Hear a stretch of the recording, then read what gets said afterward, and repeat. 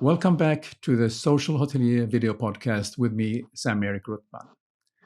In this episode, I'm very excited to talk about and learn about interior design because I'm very fascinated about designers who are visualizing interesting experience for the customers around the world, whether it's in hotels, large hotels, boutique hotels, or restaurants even. And today I'm very excited to introduce to you Bruna Rodrigues. She's the founder and principal designer of INPAR Hospitality Concepts. Welcome, Bruna. Thank you, Sam-Erik. I'm very happy to be here today. I was looking forward to being your podcast, and I'm very excited to dive in the episode of today. Thank you. So first of all, for the audience to understand about your background, and could you just share some of your professional backgrounds and also why you founded INPAR Hospitality Concepts? Yes, actually, I graduated in interior design back in 2015 while I was still living in Brazil. And in this about 8 years of experience I have as a designer, I worked with very different types of projects. I started with residential projects, but then that's why I was still in Brazil. And after that, I started working with commercial. So I worked with offices, streaming studios, exhibition stands, and other types.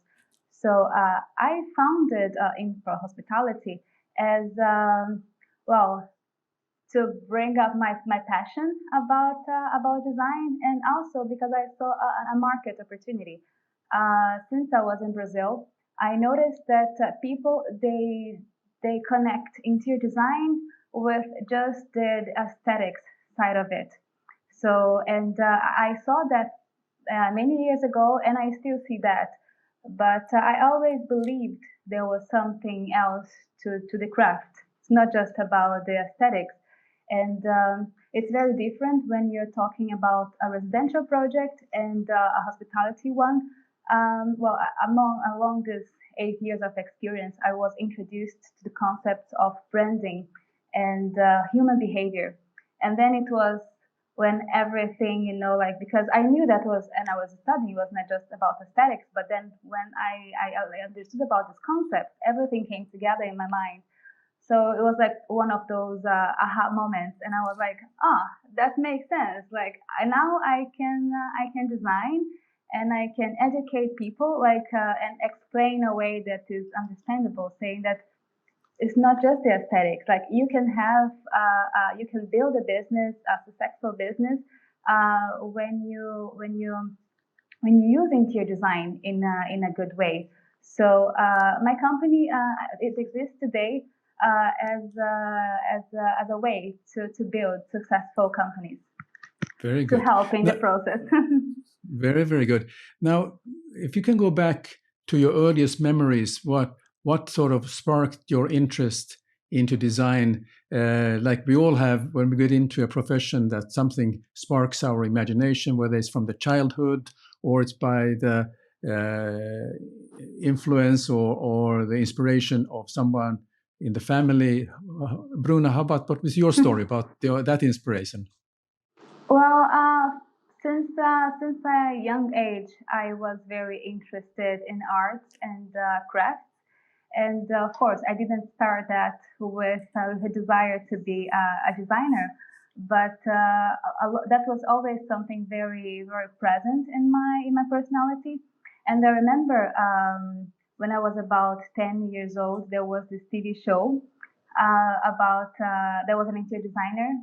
Her name is Candice Olsen, and she's a Canadian designer. And in one of her TV shows, she would share all the process of a design project.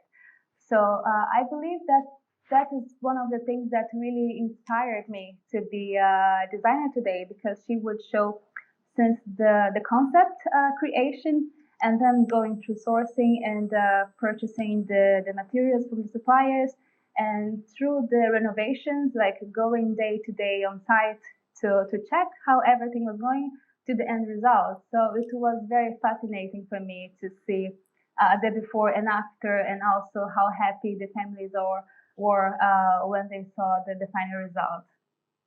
So in one way, then you actually describing the responsibility of designer, but now that from that inspiration of someone you saw who is a world class, well known designer, what is your way of describing when somebody's asking you what is the responsibility of the designer and how can the design enhance the guest experience? What is your point of view for this? Maybe you can share your thoughts on this.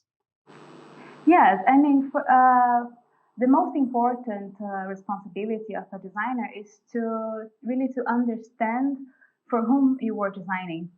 You are not designing to your first level client. You are designing for the clients of your clients. So how we can improve the experience of the guest is to really understand who they are, what they want, what they do. Like it's really everything around them. So just like that, you can create a project that really resonates with them. Yeah, that's very good. If you want to take this to a step deeper now, because you're coming from Brazil, which is a very significant and strong culture, and you work now in out of Malaga, how does that cultural aspect can be seen of the Bruna's touch in design and your approach? Maybe about your design approach. I would be interested to learn your thoughts on that. Yes, to be honest, I don't think the fact my roots in fact touch my approach, rather my inspirations. Um, because yes, as you said, Brazil is a huge country, and there's so much to say about that. And me myself, I don't know the whole country. Um, so the way that I approach design is it's independent of the culture I'm working with. So how I would describe that, the first you have to understand who are your clients, and after that you understand who are their clients, and the brand and the location that the business is set in. So all this research about the clients and the location and everything, it comes before even designing. So I don't really just start designing. I have like a project and day one design. No, you have to take a lot of steps back and look at the bigger picture for it. So, Bruna, I'm interested to learn about your design approach. How do you go about from your process in evaluating and discussing with your client about design when she or he may use the word luxury? How do you go about finding out really what in fact is meant, and how do you find the client who's going to be the end user and try to then to develop a design that actually fulfills the aspiration of the client or the guest who want to use the hotel? Mhm.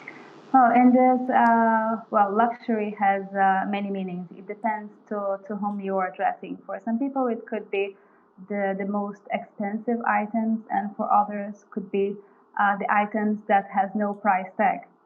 So when there's a client with such a strong concept and belief, like, okay, I have a brand that is this, that, and that, but me as a designer, I have to understand what you really mean by that, because as I said, it can have different meanings. And after you understand the brand, you can then understand who are the clients of this brand. Of course, some people they come and they already have very clear who are the clients and who are they trying to target. But others they don't have this idea. So it's up to the designer also to guide the client to find out who are the Yeah. people that would be interested in a brand with those characteristics.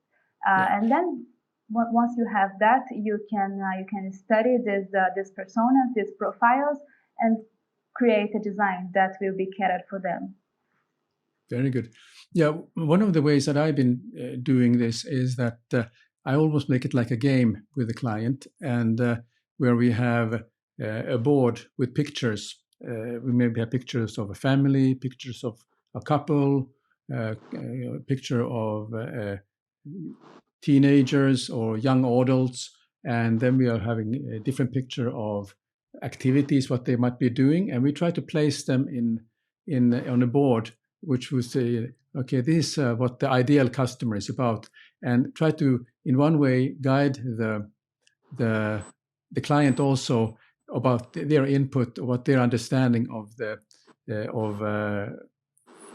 ideal customer is. Do you have any particular approach to this, or how do you go about just to, is it a discussion, or do you use visuals to reach a point in how you can then say, aha, this is this is the aim for our design and who the customer is? Well, I use both. The first phase would be more of a discussion to, as we were saying before, to get to these keywords of the brand and try to create a persona of who is this brand. And once I have this workshop to define which are the most important words to describe the brand, then I go for the visual part of it. And but that's not a part that I create in front of the client.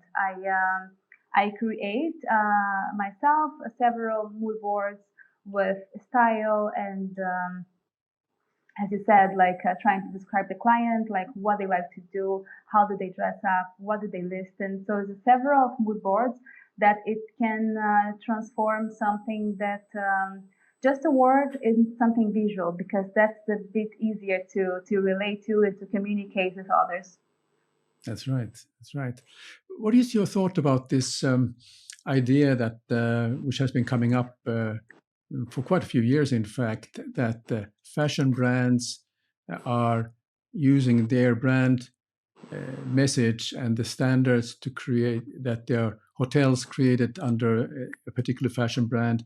One that comes to my mind is, of course, is Armani hotels that was just opened and using Giorgio Armani's inspiration for that hotel. Or there has been even fashion brands like the French fashion houses or their fashion designer who designs this. And in this is the way they're looking at having a hotel design. Do you believe this is a way to, let's say we have this fashion brand that is having hundreds of millions of fans who are buying their branded handbags, and then by designing a hotel which has that inspiration, this would then bring the guest of that fashion brand fan to use the hotel. What is your thoughts on that? Is that something that's long-lived, or is it just a very quick thing that is it a long-lived concept? That's what I'm trying to get at. Well, I believe that that's a very smart concept, because the luxury brands, they know very well that they are not selling goods. They are selling a lifestyle, and people buy into that lifestyle. They want to look and feel into a certain way. So for me, what they are doing now, they are just extending that lifestyle offer. You can have a bag and you can experience the place, of that brand. So I think that's going to be a trend that is going to continue rising, and other brands might join the scenario. Very interesting. Yeah, there's something to it. Absolutely. One thing which I'm coming from Finland, so nature is very important to me. I just want to know or understand, because I noticed that you designed a cafe in Malta, and I thought that I have to ask you this question: what is your relation with nature, and can you talk about what inspires you about nature in your designs? Yes, yes. Um, well, I have an interesting relationship with nature. As I said, I come from Brazil, and is a place where nature is widely available. But while I was living there, I was honestly not attracted to nature. I had to move to Malta. Well, I used to live in Malta till last year, till last year. So I had to move to Malta, a country that is smaller than my hometown, to realize that I'm really passionate about nature. And Malta is a beautiful country, but it lacks the greenery. So just I think when I didn't have that, I really realized how important and how I do enjoy being outdoors. And I use nature in two ways in my workflow. Nature for me is good to reset the mind, to disconnect the mind about work, because that's very important in the creative process. And also, what inspires me most are the organic shapes of nature, things that were not planned, but it looks really beautiful together. And that for me is the most important. So it's not such not just about being so worried about making things look perfect. It's about this composition that look good, that is organic, that is raw, but still look good. And in that cafe that you mentioned, one of the dining areas, they were like little caves. So those little caves, of course, it resembles something of nature, but of course you attach feelings to it. It gives a feeling of closeness, of privacy, of being closer together to the other people. So that's one of the ways that nature inspires me. Yes, Bruna, I'm interested to know about your relationship with nature. Coming from Helsinki or from Finland, in fact, nature is very important for the Finnish people, whether it's a beautiful summer day, or spring, autumn, or winter. Nature is always in our mind, and we need a place for kind of relaxing and to undoing the stress that we have on daily life. But I also noticed that as you're from Brazil, I'm sure you have some inspiration from that period, and also that you have worked on a project and you designed a cafe in Malta, which has a lot of inspiration from nature. Could you just share your thoughts, how you go about, and what are the things that inspires you when you're creating designs, for instance, particularly this cafe in question? Yes, well, I have an interesting relationship with nature. Nature is well, I come from Brazil, so it's something that is widely available there. But it took me some time to realize how passionate about. I had to leave the country and go somewhere where I didn't have much to really identify my passion with it. And it helps my workflow in two ways. One way is to reset and disconnect the mind, which is very good for the creative process. And it also what inspires me are the organic shapes and the fluidity that brings to the project.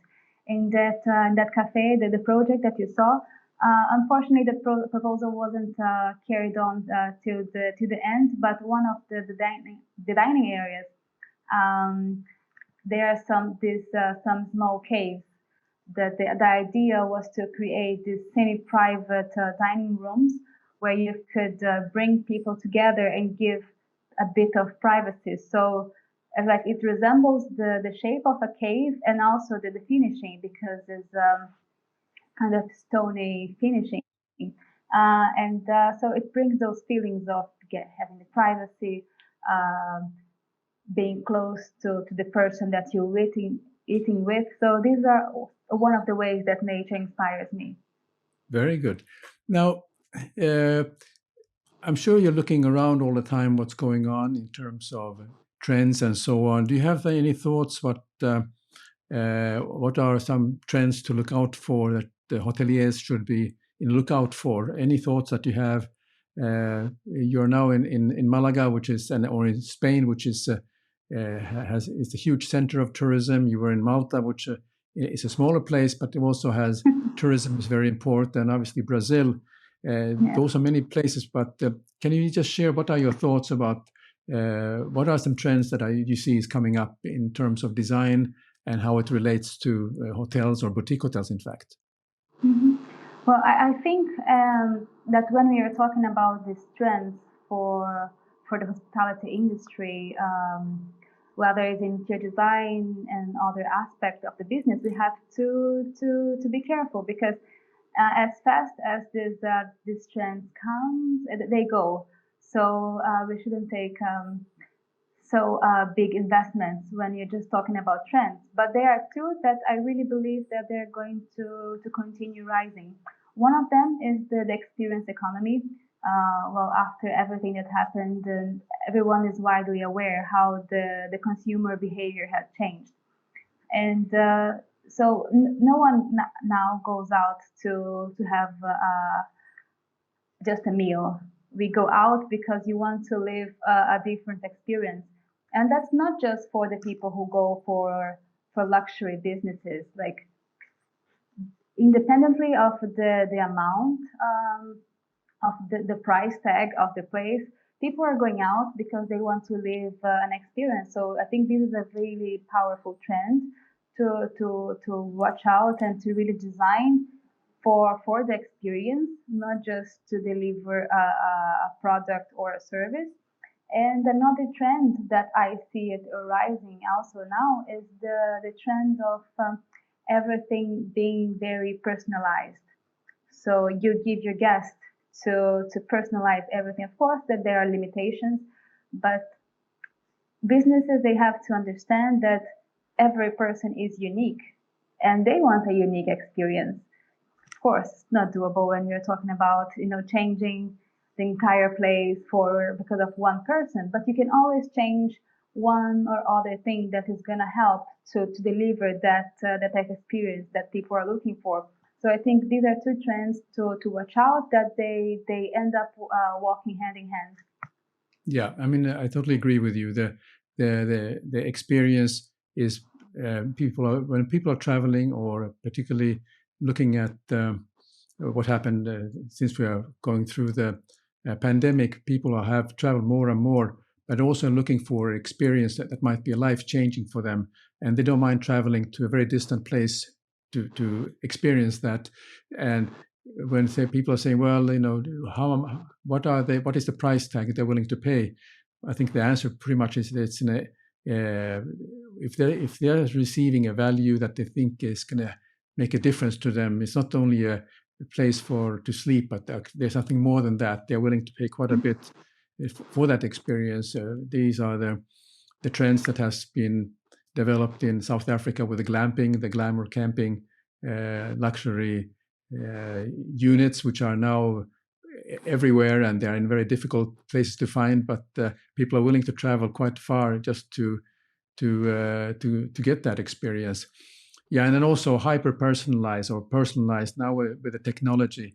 It's really true that the better you can personalize that experience in advance and create an experience for the traveler, they can, or even provide a little bit of a happy surprise when they arrive into the place. I think that will create that memory that will not go away very quickly. So, but it needs actually quite a bit of work by the hotels to do that, and they have to also use social media cleverly. So if you see that, for instance, Bruna Rodrigues is traveling to my hotel, well, then we'll have to check is she on social media. If she's sitting enjoying a meal, or she's doing some activity, then we have to kind of think, maybe we have to also make some recommendations and suggestions for her.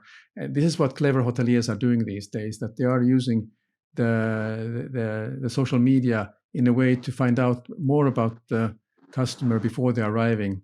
And one of the things I learned, I'm actually from the analog era where we didn't have all that. So I used to have to call the secretary of the manager who were coming as my guest to find out what is their favorite fruits, or what is their favorite things, so I can plan their stay. But now I don't have to do that. Now that we don't have to do that anymore, we can just look at because everybody's leaving a footprint behind them, what they have done, and that's a very excellent way without being nosy. I mean, that's a way you can do that. The social media, as you said, is a really powerful tool to know more about the guest. Well, if you have a way to discover that before they are going to the property, like after they had already booked. And even if we take some steps back, when you are planning and you are trying to find your persona and you have an idea of a business, of a hotel, restaurant, and you're trying to understand who are your guests and what they do, how they act. So when you look to those profiles in social media, you can learn a lot, and then you can play around that. Because if they like, perhaps if it's super important for them to record videos and they are very engaged in social media, you need to create a place that has a really good lighting. Because Yes. the main thing about the video, one of the main things are the lighting. So if Yes. you that's not something that maybe they will to get in the property and then they will think, oh, they thought about this for my video, but then they are going to be there and then they're going to record great videos that the light is going to be amazing, and that's going to be associated with a good feeling that they have at the property of that brand. That's a very important point. I talked about this for a while ago.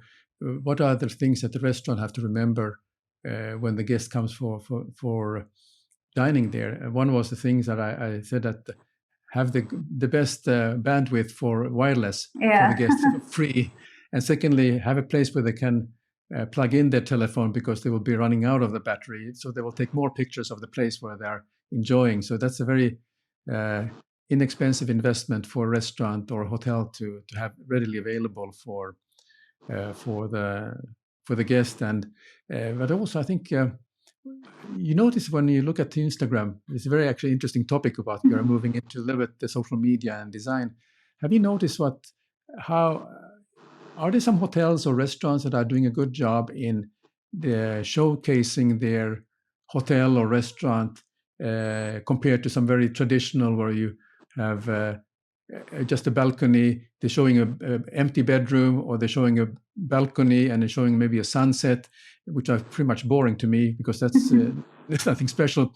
Have you seen some examples of somebody who's actually doing exceptional good in showcasing their hotel or restaurant and using social media cleverly to actually showcase their lifestyle? Any favorite places you can maybe want to mention? Well, not a favorite place, but a place that I really enjoy the brand and their offer. That is Mama Shelter. Probably you heard about, and they are very particular in how they design their places and how they communicate. The website is not like an average website of a hotel. They have a very different types of items available in the shop to sell. So I think what they are doing is it's really interesting because they really took out that boring part of hotels, and they are bringing a really fresh and new look. I guess that's why they are having a successful result now. Yeah, I mean it's an excellent brand. It has been created, and it's one of my favorite brands these days. I enjoy watching them, what they're doing, and they are really on the edge of understanding what the customer wants in a way, and they make actually hospitality fun again, which is nice. Yeah, yeah. No, it's a really Yeah. great brand. Yeah. Well, Bruna, it has been a great opportunity to get to know your thoughts about design, and also I loved your thoughts about your process, and then also our discussion about the importance of how to find out what the customer wants. But if people want to find out more about your INPAR Hospitality Concepts, where should they go? What are the addresses where they can go to find out more about what your work is, and if they want to connect with you about the discussion? If they want to know more, they can visit my website. It's INPAR, INPAR concepts.com. And Okay. also, if they want to connect with me, they can find me on LinkedIn. My name is Bruna Rodrigues, and they can find me there under this name. It's going to be a pleasure to connect and just answer any questions or any requirements they might have. Very good, Bruna. Well, thank you very much, and I appreciate you joining today.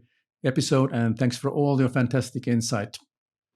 Thank you so much for having me. It was a great conversation, and I'm very happy that we finally did it.